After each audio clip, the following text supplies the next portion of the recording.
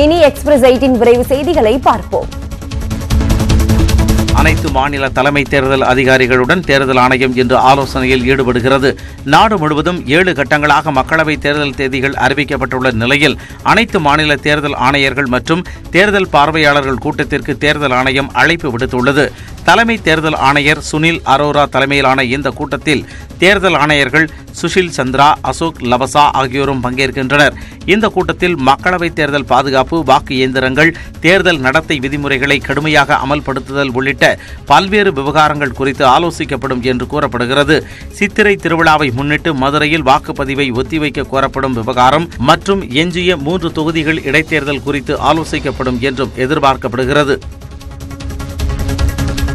மக்களவைத் தேர்தலில் காங்கிரஸ் பொதுச் செயலாளர் பிரியங்கா காந்தி போட்டியிட மாட்டார் என தகவல் வெளியாகியுள்ளது. காங்கிரஸ் சார்பில் போட்டியிடும் வேட்பாளர்கள் பட்டியல் ஒவ்வொன்றாக அறிவிக்கப்பட்டு வருகிறது. மகாராஷ்டிரா மற்றும் மத்திய பிரதேசத்தில் போட்டியிடும் 21 வேட்பாளர்கள் கொண்ட 2வது பட்டியலை காங்கிரஸ் நேற்று வெளியிட்டது. பெரிதும் எதிர்பார்க்கப்பட்ட பிரியங்கா காந்தியின் பெயர் வேட்பாளர் பட்டியலில் இடம்பெறவில்லை. பின்னர் வரும் பட்டியல்களில் அவருடைய பெயர் இடம்பெறலாம் என எதிர்பார்க்கப்பட்டது. இந்நிலையில் மக்களவைத் தேர்தலில் பிரியங்கா காந்தி போட்டியிட மாட்டார் என்றும் தேர்தல் பரப்புரையில் மட்டுமே கவனம் செலுத்த பிரியங்காவிடம் கேட்டுக் கொள்ளப்பட்டுள்ளதாகவும் கூறப்படுகிறது. கர்நாடகாவில் காங்கிரஸ், மதசார்பற்ற ஜனதா தளம் கட்சிகளிடையே கூட்டணி தொகுதி ஒதுக்கீட்டில் முடிவு எட்டப்பட்டுள்ளது. நாடாளுமன்ற தேர்தலை முன்னிட்டு கர்நாடகாவில் காங்கிரஸ் மற்றும் மதசார்பற்ற ஜனதா தளம் கட்சிகளிடையே கூட்டணி ஏற்பட்டுள்ளது. இதுகுறித்து கேரளாவின் கொச்சி நகரில் காங்கிரஸ் தலைவர் ராகுல் காந்தி மற்றும் மதசார்பற்ற ஜனதா தள பொதுச் செயலாளர் டேனிஷ் அலி ஆகியோர் ஆலோசித்தனர். தொகுதி பங்கீடு பேச்சுவார்த்தையின் முடிவில் காங்கிரஸ் கட்சி 20 இடங்களிலும், மதசார்பற்ற ஜனதா தளம் 8 இடங்களிலும் போட்டியிட முடிவாகியுள்ளது. இருப்பினும் அதிகாரப்பூர்வ அறிவிப்பை ராகுல் காந்தி நாளை வெளியிடுவார் என மதசார்பற்ற ஜனதா தள கட்சி தலைவர் தேவகவுடா தெரிவித்தார். நாடாளுமன்ற தேர்தலில் போட்டியிடப் போவதில்லை என பொதுக்கூட்டத்தில் அறிவித்த தேவகவுடா கண்கலங்கியதை பார்த்து அவரது மகன் மற்றும் பேரன் ஆகியோரும் கண்கலங்கினர். கர்நாடகாவில் உள்ள ஹாசனா நாடாளுமன்ற தொகுதியில் மதசார்பற்ற ஜனதா தளம் கட்சி சார்பில் பொதுக்கூட்டம் நடைபெற்றது. இதில் பங்கேற்று பேசிய அக்கட்சியின் தலைவரும் முன்னாள் பிரதமருமான தேவகவுடா ஹாசனா தொகுதியில் தமது பேரன் பஜ்வால் போட்டியிடப் போவதாக அறிவித்தார். மேலும் தாம் இந்த தேர்தலில் போட்டியிடப் போவதில்லை என அவர் கூறியபோது அவரது தழுதழுத்து கண்கலங்கினார்.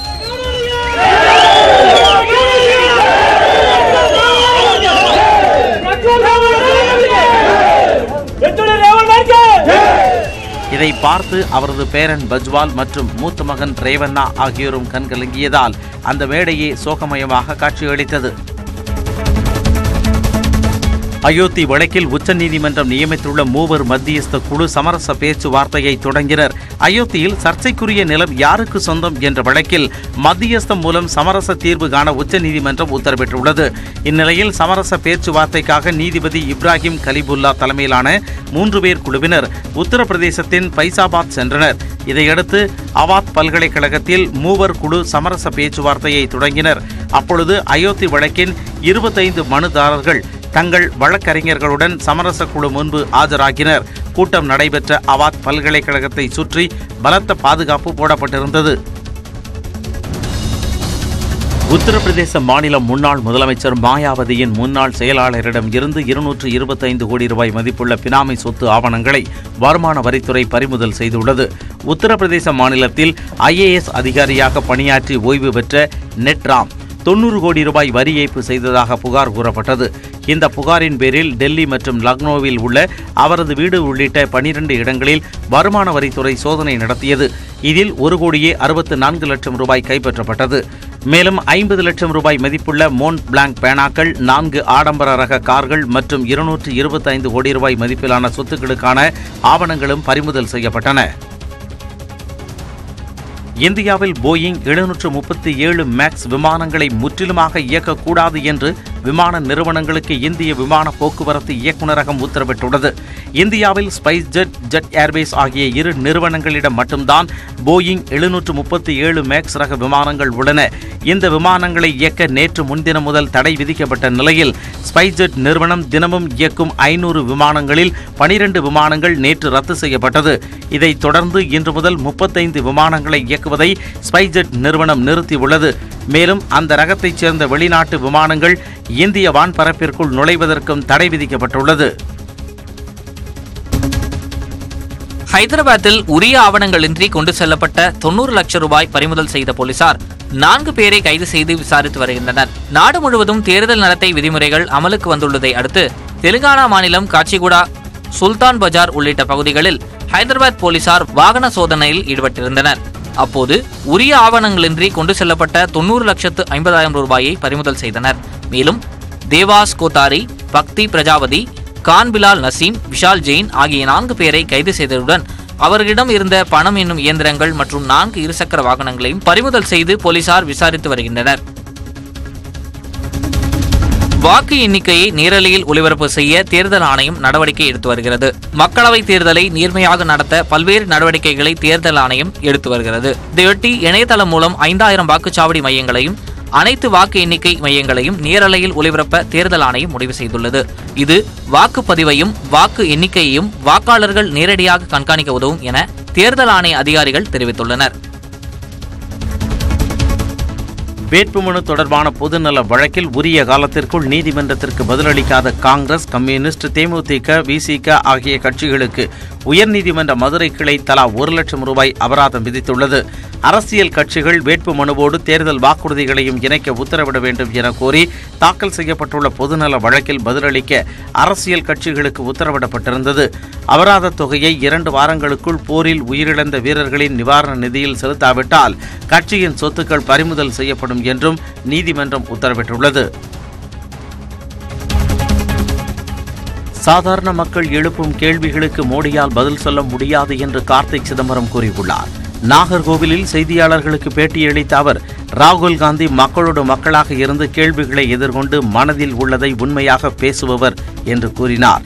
மாணவ மாணவிகள் மத்தியில் நேரடியாக உரையாட மோடி தயாரா என்றும் அவர் கேள்வி எழுப்பியுள்ளார். நான் அவருக்கு ஒரு சேலஞ்ச் கொடுக்குறேன். இன்னைக்கு ராகுல் காந்தி பண்ணது மாதிரி அவரும் எந்த ஸ்கிரிப்டும் இல்லாம ஒரு மேடையில் நின்று 3000 மாணவர்கள் கேட்கும் கேள்விக்கு அவர் பதில் சொல்ல வேண்டும் என்று சேலஞ்ச் கொடுக்கிறார். நாடாளுமன்ற தேர்தலின் பொழுது வாக்குகளை அளித்துவிட்டு தாமதமாக கிரிவலம் மேற்கொள்ள வரலாம் என்று வாக்காளர்களுக்கு அறிவுறுத்தப்படும் என்று திருவண்ணாமலை மாவட்ட ஆட்சியர் கந்தசாமி கூறியுள்ளார்.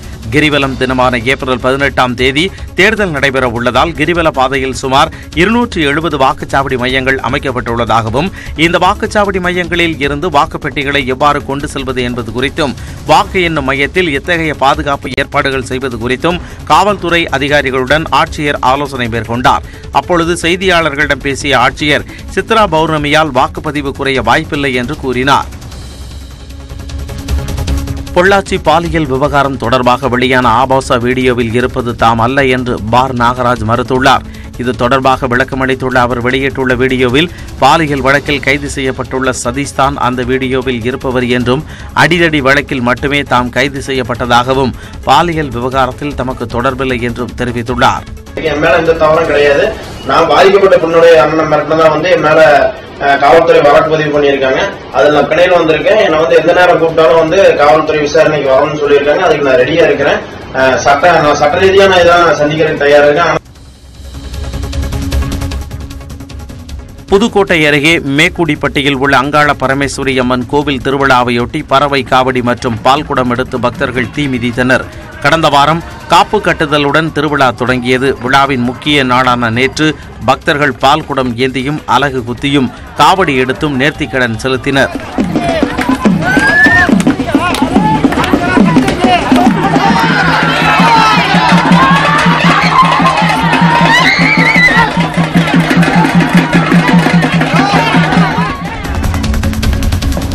HIV தொற்றுள்ள ரத்தம் செலுத்தப்பட்ட பெண்ணுக்கு என்ன மாதிரியான சிகிச்சை வழங்கப்பட்டு வருகிறது, அவருக்கு வழங்கப்பட்டுள்ள நிவாரணம் என்ன என்பது குறித்து தமிழக சுகாதாரத்துறை செயலர் பதிலளிக்க வேண்டும் என உயர்நீதிமன்ற மதுரை கிளை உத்தரவிட்டுள்ளது.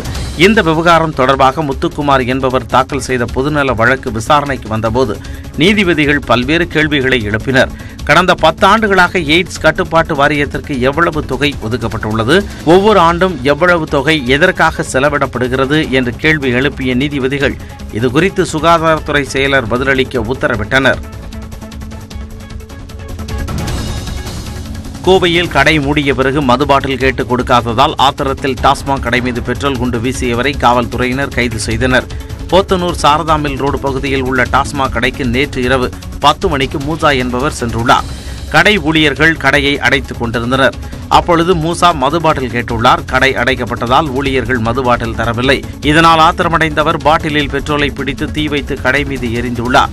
தகவல் அறிந்து அங்கு சென்ற போலீசார் மூசாவை கைது செய்தனர். தூத்துக்குடியில் சட்டவிரோதமாக பதுக்கி வைக்கப்பட்டிருந்த 2 ஆமைகளை காவல்துறையினர் பறிமுதல் செய்தனர். தூத்துக்குடி பாத்திமா நகர் 6வது தெருவில் தமிழக அரசின் அங்கன்வாடி உள்ளது. இதன் பின்னால் இருக்கும் ஒரு அறையில் கடல் ஆமைகள் இருப்பதாக தெற்கு காவல் நிலையத்திற்கு தகவல் கிடைத்துள்ளது.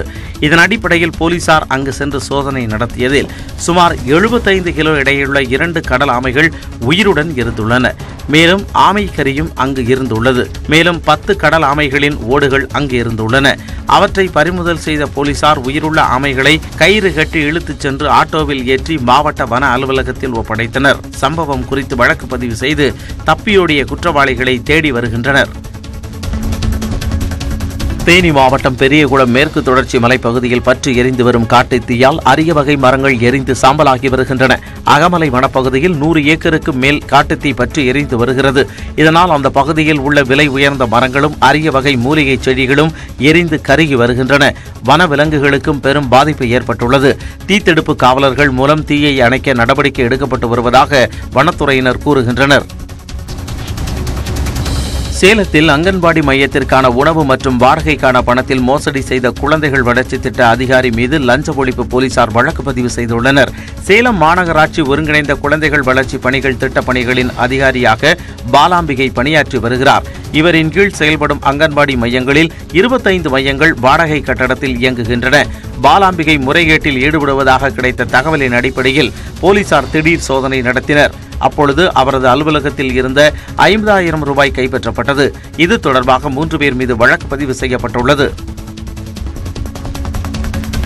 தருமபுரி மாவட்டத்தில் கடும் வறட்சி காரணமாக விளைச்சல் பாதிக்கப்பட்டுள்ளதால் கனகாம்பரம் பூவின் விலை மளமளவென உயர்ந்துள்ளது. பின்னாகரம், பாலக்கோடு, அரூர் உள்ளிட்ட பகுதிகளில் சுமார் 500 ஏக்கருக்கு மேல் மலர் சாகுபடி நடைபெற்று வருகிறது. பருவமழை பொய்த்து போனதால் கிணற்று நீரை பயன்படுத்தி விவசாயம் செய்து வரும் நிலையில் பூக்களின் மகசூல் பாதிக்கப்பட்டுள்ளதாக விவசாயிகள் தெரிவித்துள்ளனர். இதனால் சந்தைக்கு மலர் வரத்து குறைந்துவிட்டதால் கடந்த வாரம் 100 முதல் 150 ரூபாய் வரை விற்கப்பட்ட 1 கிலோ கனகாம்பரம் பூவின் விலை தற்போது 200 ரூபாயாக அதிகரித்துள்ளது.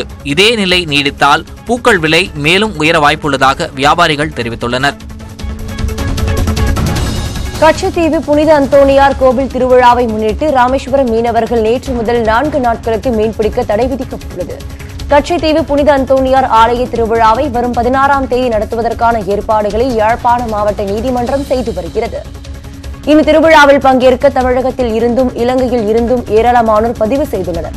இதையடுத்து வடக்கு கடற்படை முகாமில் கச்சத்தீவு திருவிழாவிற்கு வரும் பக்தர்களுக்கான குடிநீர், பாதுகாப்பு ஏற்பாடுகள், தற்காலிக கூடாரங்கள் ஆகியவை அமைக்கும் பணிகள் தீவிரப்படுத்தப்பட்டுள்ளன. இதனையடுத்து கச்சத்தீவு திருவிழாவுக்கு செல்லும் படகுகள் மற்றும் ஆவணங்களை சரிபார்க்கும் பணிகள் நடக்க இருப்பதால் வரும் 16ஆம் தேதி வரை ராமேஸ்வரம் மீனவர்கள் கடலுக்கு சென்று மீன்பிடிக்க தடை விதிக்கப்பட்டுள்ளது. நீலகிரி மாவட்டம் உதகை நகர் பகுதியில் சுற்றித் திரிந்த கரடி சுமார் 8 மணி நேர போராட்டத்திற்கு பிறகு மயக்க ஊசி செலுத்தி பிடிக்கப்பட்டது. உதகை வனப்பகுதியில் இருந்து நகர்பகுதிக்குள் வந்த கரடி ஒன்று சந்தை, காவலர் குடியிருப்பு உள்ளிட்ட இடங்களில் சுற்றித் திரிந்தது. சம்பவ இடத்துக்கு வந்த வனத்துறையினர் கரடியை பிடிக்க முயற்சி மேற்கொண்ட நிலையில் அது மிகவும் ஆக்ரோஷமாக காணப்பட்டது. இதனால் பொதுமக்கள் வெளியில் வர வேண்டாம் என அறிவுறுத்திய வனத்துறையினர் கோவையிலிருந்து வரவழைக்கப்பட்ட கால்நடை மருத்துவர் மூலம் மயக்க ஊசி செலுத்தி கரடியை பிடித்தனர். மருத்துவ சிகிச்சைக்கு பிறகு முதுமலை புலிகள் காப்பக பகுதியில் கரடி விடப்பட்டது. திண்டுக்கல் அருகே அய்யலூர் சந்தையில் வெளிமாநில தக்காளி வரத்து இல்லாததால் உள்ளூர் தக்காளி நல்ல விலைக்கு விற்கப்படுகிறது. அய்யலூரில் தினசரி நடைபெறும் தக்காளி சந்தையில் உள்ளூர் தக்காளியோடு வெளிமாநில தக்காளிகளும் விற்பனையாகும். வழக்கமாக வெளிமாநில தக்காளி நல்ல விலை போகும். உள்ளூர் தக்காளி 15 கிலோ கொண்ட பெட்டி 80 ரூபாய் முதல் 150 ரூபாய் வரை மட்டுமே விலை போகும். தற்போது வெளிமாநிலங்களில் இருந்து தக்காளி வராததால் உள்ளூர் தக்காளி 250 ரூபாய் வரை விலை போகிறது. இதனால் விவசாயிகள் மகிழ்ச்சி அடைந்துள்ளனர். உலகில் அதிக பயனாளர்களை கொண்டிருக்கும் ஃபேஸ்புக், இன்ஸ்டாகிராம் உள்ளிட்ட சமூக வலைதளங்களின் செயல்பாடு பல்வேறு நாடுகளில் முடங்கியது. வட அமெரிக்கா மற்றும் தென் அமெரிக்க நாடுகள், ஐரோப்பிய நாடுகள், இந்தியா உள்ளிட்ட ஆசிய நாடுகள் என பல நாடுகளில் சமூக வலைதள பயன்பாட்டாளர்கள் நேற்றிரவு இந்த பிரச்சனையை எதிர்கொண்டுள்ளனர். ஃபேஸ்புக்கில் புதிய பதிவுகளை வெளியிட முடியாத நிலை ஏற்பட்டது. மேலும் ஃபேஸ்புக் கணக்கில் நுழைய முடியவில்லை என்றும் சிலர் தெரிவித்தனர். ஃபேஸ்புக் ஃபேமிலி செயலிகளின் பிரச்சனை குறித்து ஆய்வு செய்து வருவதாகவும் விரைவில் சரி செய்யப்படும் என்றும் அந்நிறுவனம் கூறியது. ஃபேஸ்புக் மட்டுமின்றி அந்நிறுவனத்திற்கு சொந்தமான இன்ஸ்டாகிராம், மெசஞ்சர் மற்றும் வாட்ஸ்அப் ஆகியவையும் பல நாடுகளில் இயங்கவில்லை என அதன் பயன்பாட்டாளர்கள் தெரிவித்தனர்.